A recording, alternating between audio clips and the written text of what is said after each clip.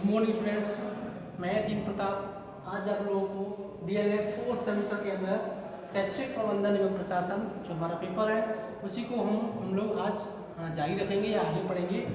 तो इसके अंतर्गत हमारा नया टॉपिक है वो पिछली स्लाइड्स में हम लोगों ने राष्ट्रीय स्तर पर शिक्षा से संबंधित संस्थाएं थी उनको पढ़ा, एजुकेशन से संबंधित। उसके बाद प्रदेश स्तर पर जो शिक्षण संस्थाएं थी, जो शिक्षा के उपकरण थे उनको जाना। उसके बाद मंडल स्तर पर अब हम पढ़ेंगे जिला के स्तर पर कुछ शिक्षण संस्थान होते हैं जिनकी प्रारंभिक शिक्षा के विकास में बहुत ही महत्वपूर्ण भूमिका होती है, बहुत ही कारगर भूमिका होती है, उसके बारे में हम लोग पढ़ेंगे। तो इसमें पहला संस्थान है हमारा डाइट जिला। अब यहाँ पर जो क्वेश्चन बनता है वो इस तरीके से बनता है कि डाइट की फुल फॉर्म क्या है। तो हिंदी में बोलेंगे इसको जिला शिक्षा एवं प्रशिक्षण संस्थान। ठीक है, एक बार फिर समझते हैं, जिला शिक्षा एवं प्रशिक्षण संस्थान। अक्सर ये पूछा जाता है, इसकी फुल पूछी जाती है। डाइट से संबंधित 2 नंबर का क्वेश्चन भी बनता है। इसके कार्य क्या है, इसके उद्देश्य क्या है और इसको किस तरीके से, किस उद्देश्य को लेकर इसको संगठित किया गया, किस तरीके से इसका गठन किया गया। तो ये तमाम बातें हमारे एग्जाम में पूछी जाती हैं। तो हम एग्जाम के पॉइंट ऑफ व्यू से सारी चीज़ों को हम ध्यान रखेंगे कि क्या क्या महत्वपूर्ण है और क्या क्या इसमें इसकी कार्यप्रणाली है। तो अब इसमें पूछते हैं, इसमें डाइट का पूर्ण रूप होता है, फुल फॉर्म होती है, वो होती है district institute of education and training. एक बार फिर देखते हैं, डाइट का पूर्ण रूप होता है या फुल फॉर्म होती है district institute of education and training, जिला शिक्षा एवं प्रशिक्षण संस्थान। तो सबसे पहले जब राष्ट्रीय शिक्षा नीति 1986 आई, उस राष्ट्रीय शिक्षा नीति में यह संस्तुति की गई कोठारी कमीशन की तरफ से, राष्ट्रीय शिक्षा नीति में जो भी राष्ट्रीय शिक्षा नीति में जो मेंबर नियुक्त किए गए उनकी तरफ से ये सिफारिश की गई कि प्रारंभिक शिक्षा के विकास के लिए और प्रारंभिक शिक्षा में शिक्षकों के प्रशिक्षण के लिए, अनौपचारिक शिक्षा के विकास के लिए, साथ साथ प्रौढ़ शिक्षा के विकास के लिए जो प्रारंभिक स्तर पर कुछ विशेष प्रयास किए जाने चाहिए। एक ऐसे संस्थान की स्थापना होनी चाहिए जो प्रारंभिक शिक्षा को या बेसिक शिक्षा को बहुत ही कारगर बनाए, उसको गुणवत्तापूर्ण बनाए, उसमें जो भी खामियां हैं उनको दुरुस्त करे और बेहतर प्रगति के साथ शिक्षा को सुचारू रूप से चलाया जा सके। इसलिए राष्ट्रीय शिक्षा नीति 1986 में जो सिफारिश की गई उसी की परिणति थी कि डाइटों की प्रत्येक जिले में, संपूर्ण देश में डाइटों की जिला स्तर पर डाइटों की का गठन किया गया और आज संपूर्ण उत्तर प्रदेश में सभी जिलों में डाइटों की स्थापना की जा चुकी है। जिला शिक्षा एवं प्रशिक्षण संस्थानों की स्थापना की गई है जो कि आज सुचारू रूप से काम कर रहे हैं, बेहतर तरीके से काम कर रहे हैं। तो ये मैंने बताया किसके लिए की गई, प्रारंभिक शिक्षा के विकास के लिए, शिक्षा की जो प्रारंभिक शिक्षा की जो गुणवत्ता है उसको बनाए रखने के लिए, उसमें बेहतरी के लिए और साथ साथ प्रारंभिक शिक्षा में शिक्षकों के प्रशिक्षण के लिए, अनौपचारिक शिक्षा, अनौपचारिक शिक्षा एवं प्रौढ़ शिक्षा के विकास के लिए क्या किया गया, डाइटों की स्थापना की गई। तो इस प्रकार से डाइटों की स्थापना को हम लोगों ने जाना। अब इसका देखते हैं कि इसके कुछ महत्वपूर्ण कार्य हैं, वो देख लेते हैं। डाइट के प्रमुख कार्य, DIET, डाइट के प्रमुख कार्य,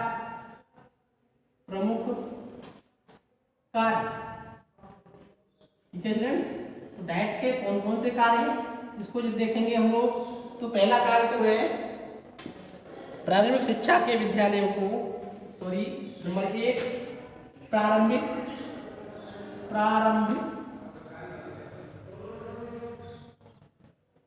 प्रारंभिक शिक्षा के शिक्षकों को, प्रारंभिक शिक्षा के शिक्षकों को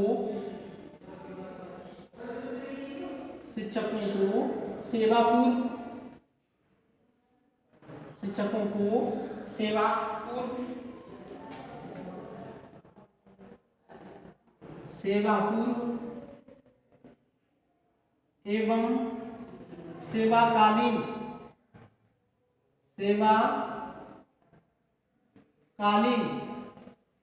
प्रशिक्षण प्रदान करना, सेवाकालीन प्रशिक्षण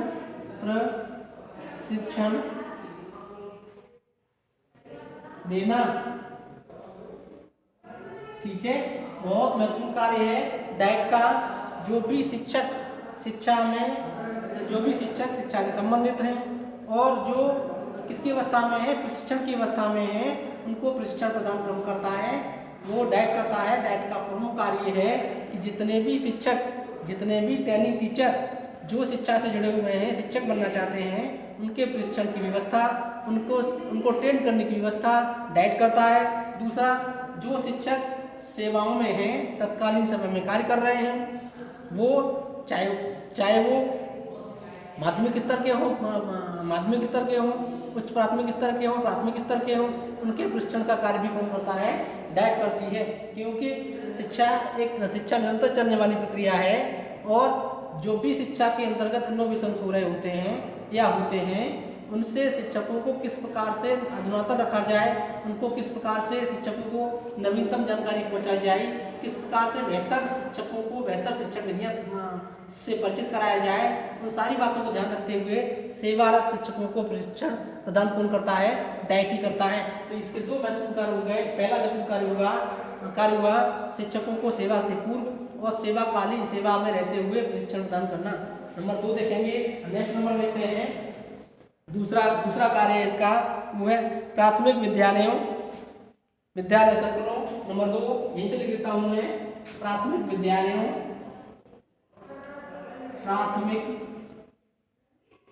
विद्यालयों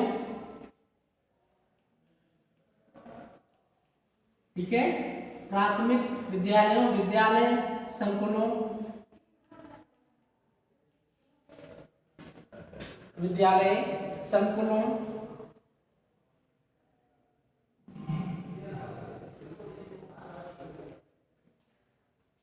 और अनौपचारिक तथा प्रौढ़ शिक्षा केंद्रों के मूल्यांकन का कार्य, और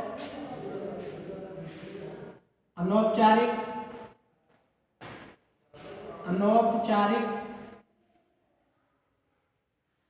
तथा प्रौढ़ शिक्षा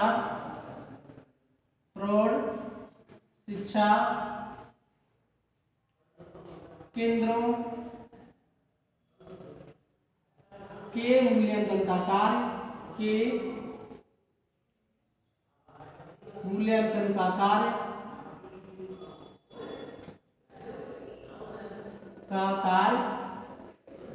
ठीक है, तथा नियोजन एवं प्रबंधन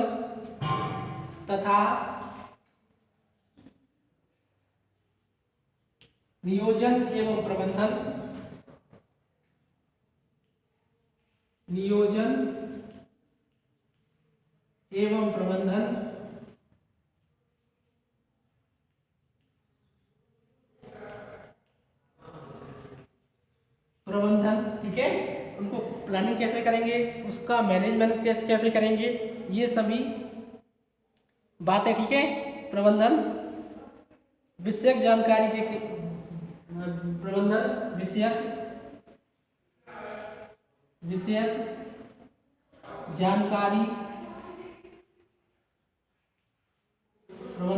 विषयक जानकारी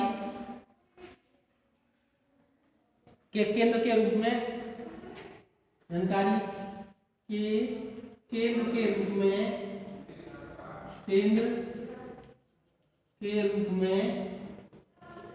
कार्य करना,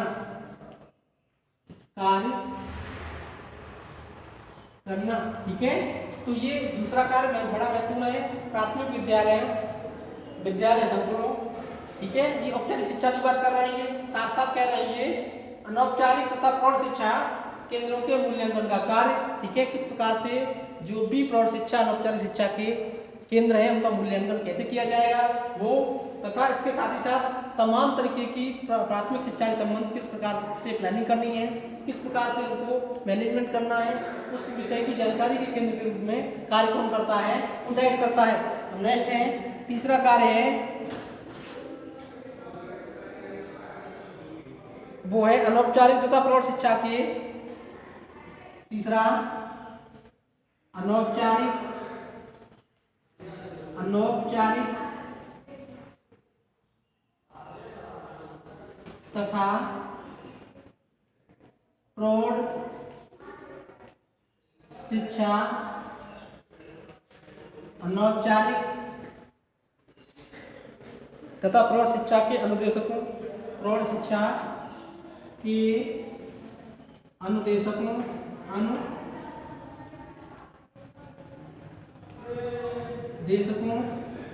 ठीक है, अनुदेशकों पब्लिक पर्यवेक्षकों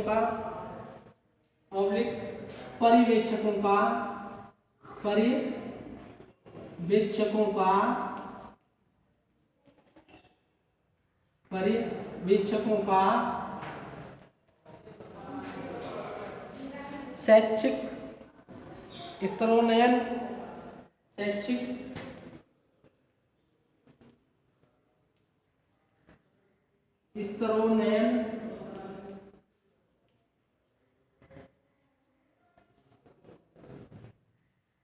ठीक है, उनके स्तर को किस प्रकार से बढ़ाया जाएगा, वो उनकी सतत शिक्षा एवं सामान्य संसाधनों, उनकी सतत शिक्षा तथा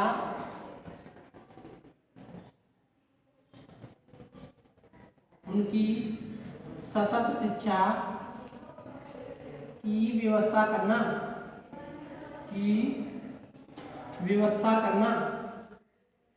ठीक है, ये किसका कार्य है, डाइट का कार्य है।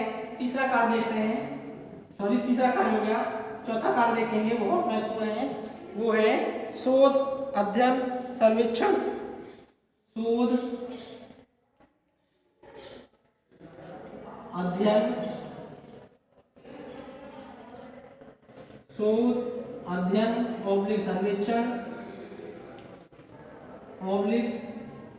सर्वेक्षण, ठीक है, शोध, अध्ययन, सर्वेक्षण, परियोजना विषय एक कार्य करना, सर्वेक्षण, परियोजना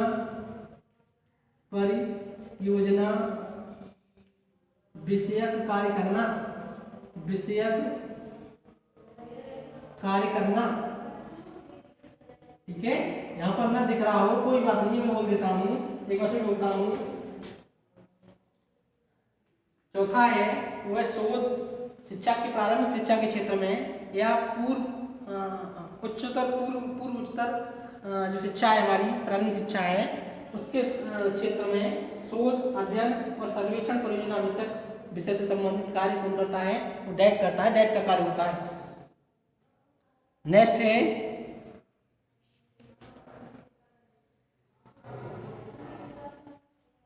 जो भी तत्कालीन प्रशिक्षण योजनाएं चल रही हैं, पांचवा तत्कालीन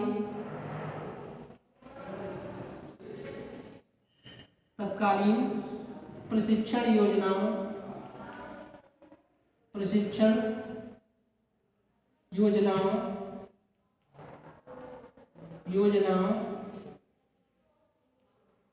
को जिले के विद्यालयों में पहुंचाना, ठीक है स्टूडेंट्स। तो जितनी भी शिक्षा में प्रारंभिक शिक्षा से संबंधित जो योजना चल रही है जिला के स्तर पर, उनको विद्यालय में कैसे पहुंचाया जाए, किस प्रकार से उनकी मदद की जाए, ये सारे के सारे कार्यक्रम करता है जिला शिक्षा एवं प्रशिक्षण संस्थान अर्थात डाइट करता है।